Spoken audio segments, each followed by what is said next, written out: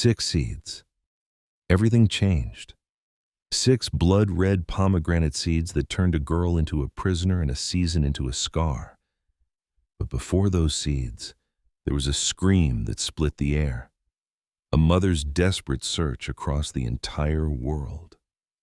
And a father's betrayal that the other gods pretended not to see, even though every single one of them knew. This isn't the story of how seasons began. This is the story of an abduction, a conspiracy that reached the highest throne of Olympus, and the bargain that forces a mother to surrender her daughter to her kidnapper 4 months of every year, forever. They told you this was about spring and rebirth, about natural cycles and the turning of the year. But the oldest version we have, written around the 7th century before the Common Era, tells a different story. It doesn't call it romance. It doesn't soften what happened with metaphor or poetry. It calls it what it was: theft. And everyone knew. The gods watched it happen. Zeus arranged it. Hades took what he wanted. And Persephone paid the price. Welcome to the Pandora's project.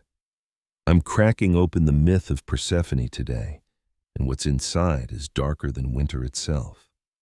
Darker than the versions you've been told. If you're ready to see what they've been hiding for over 2,000 years, hit subscribe, like this video, and ring that bell. Because once this box opens, everything you thought you knew about Greek mythology changes. The truth starts now. Part 1. The Theft.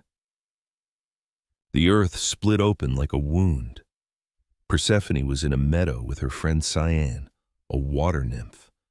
Sun on their faces. Narcissus flowers at their feet. The kind of perfect spring day where nothing bad could possibly happen.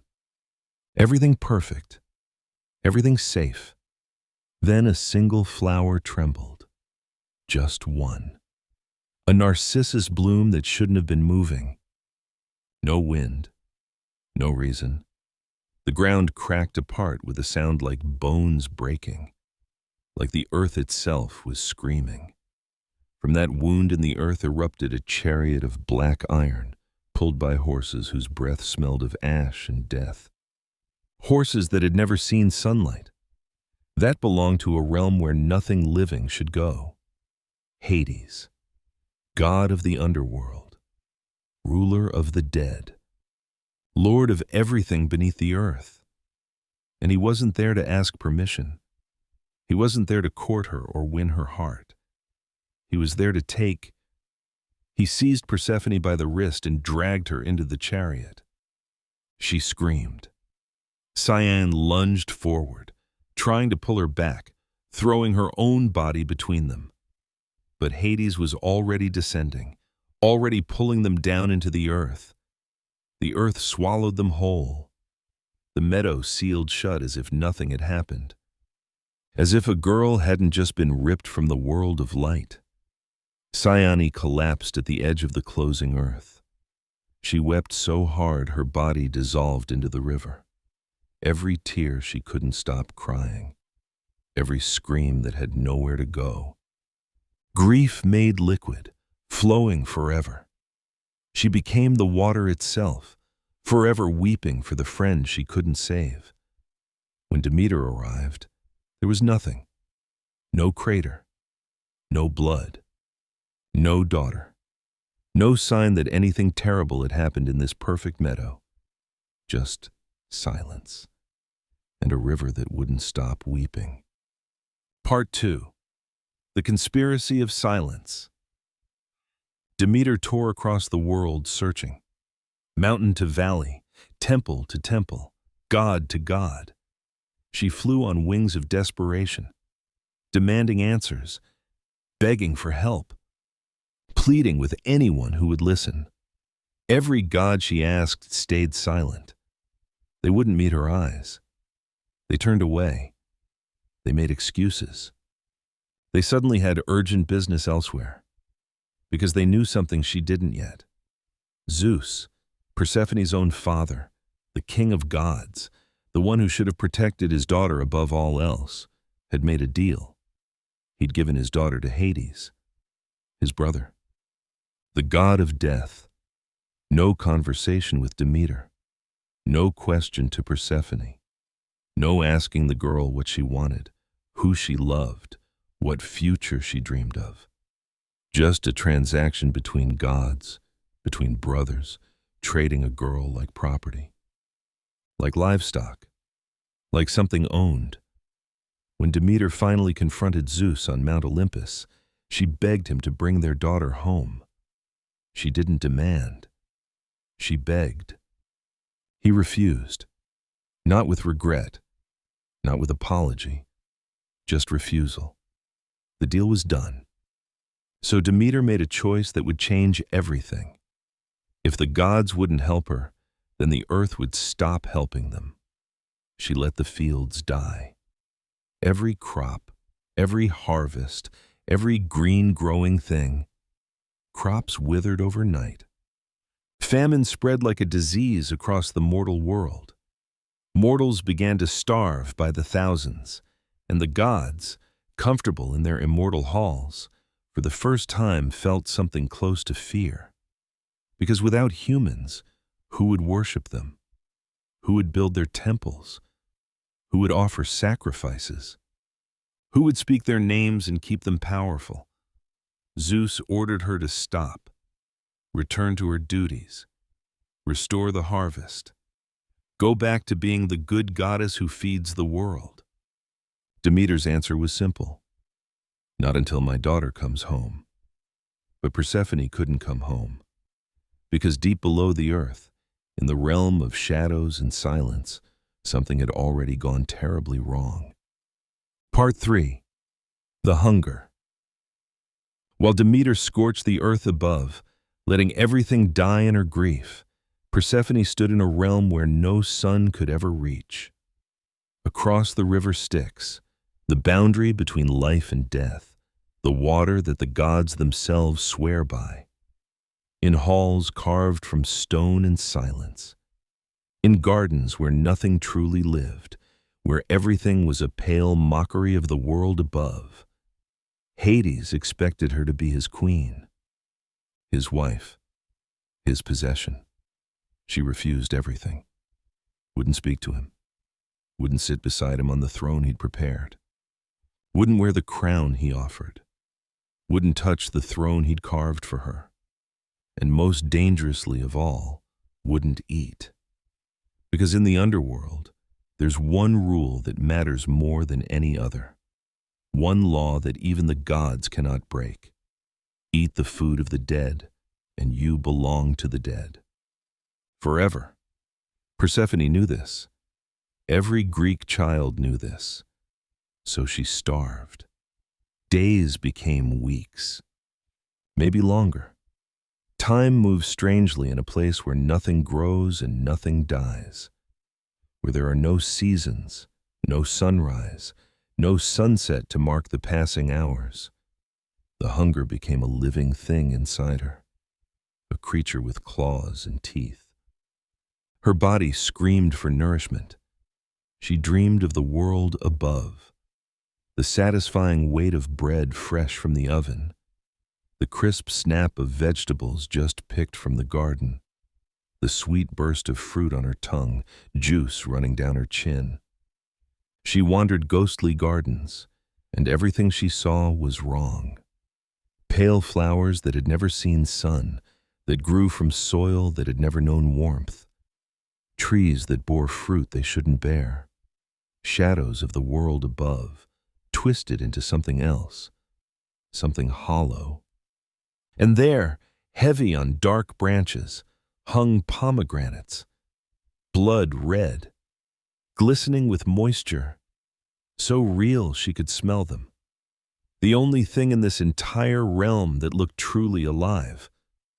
She stood there, staring, starving, her hands shaking, her stomach a knot of pain, her mouth dry, her body weakening. The myths don't agree on what happened next, and that disagreement matters. because it changes everything about how we understand what came after. Did she break? Did hunger finally shatter her will and she ate without thinking, past the point of rational choice? Did Hades place the seeds in her hand with a smile, telling her it was safe, that the rule didn't apply to his queen?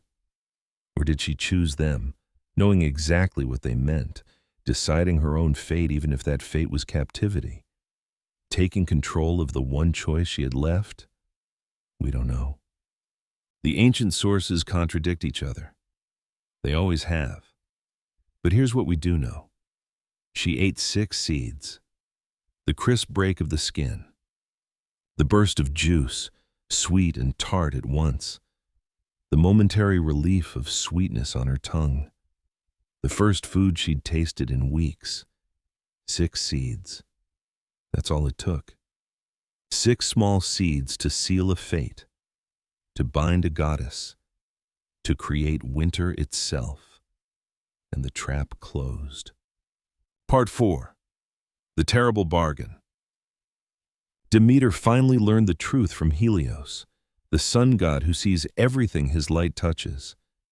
The one god who couldn't turn away, who couldn't pretend he hadn't seen. He told her about the abduction, the chariot rising from the earth, the deal Zeus had made, the betrayal. She returned to Olympus carrying rage like a weapon, not grief anymore, rage, pure and burning and focused. Bring her back, or I swear by the Styx itself, the earth will never bloom again. Not for a year, not for a century, not ever.